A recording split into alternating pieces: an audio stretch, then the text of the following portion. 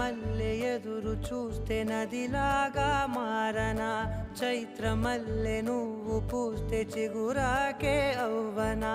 నన్నే వరించే యువరాజును అంట నీ యువరాణి